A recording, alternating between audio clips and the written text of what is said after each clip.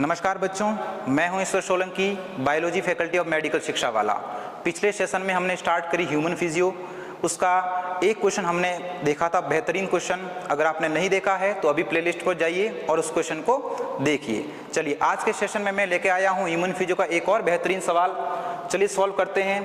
वही अपना तरीका, सबसे पहले सवाल को बहुत अच्छे से पढ़ना है, उसके बाद ही हमें कुछ आगे सोचना है। चलिए, सवाल है, दो स्टेटमेंट है आपके पास में और आपको रेशियो बताना है। पहले स्टेटमेंट पढ़ेंगे तो हमें समझ में आएगा कि किस चीज़ का रेशियो है।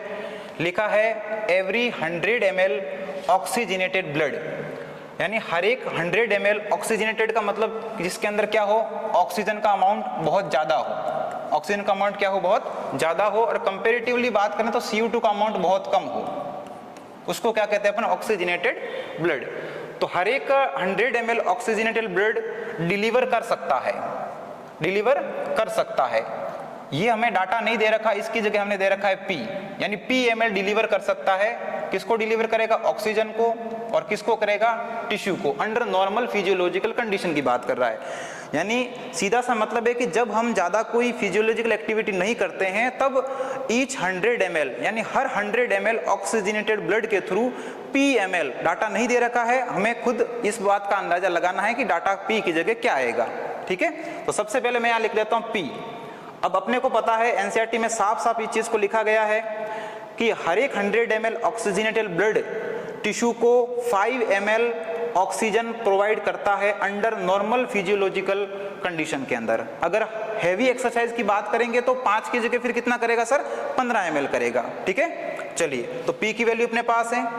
दूसरी बात, every 100 ml of deoxygenated blood, यानी इस बार इम्प्योर ब्लड की बात करी गई है जहां पर CO2 क्या होगा, ज्यादा होगा।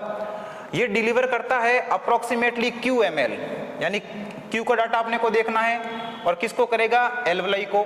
तो ये भी सीधा सीधा NCERT के अंदर डाटा दे रखा है भाई कि 100 ml डीऑक्सीजनेटेड ब्लड जो है वो एल्वलाई को कितना करेगा, 4 ml। कितना करेगा, 4 ml। अब P/Q यानी रेशियो बताना है, तो 5/4 का रेशियो क्या हो जाएगा, यहाँ पर हो जाएगा सर 1.25। कितना हो जाएगा, 1.25। आप डिवाइड करके भी चीज को ज्ञात कर सकते हैं, कितना आएगा अल्टीमेटली 1.25। अब देखो, पहले ऑप्शन में 0.8 है जो कि अब एग्जैक्ट गलत है, सेकंड में 1 है, और लास्ट में कितना दे रखा है, 20। तो एक ही ऑप्शन अपने पास क्या है, 1.25 का, जो कि क्या है, करेक्ट है। ठीक है, थैंक यू सो मच, और मिलेंगे अगले वीडियो में एक और बेहतरीन सवाल के साथ। पढ़ते रहिए, मस्त रहिए।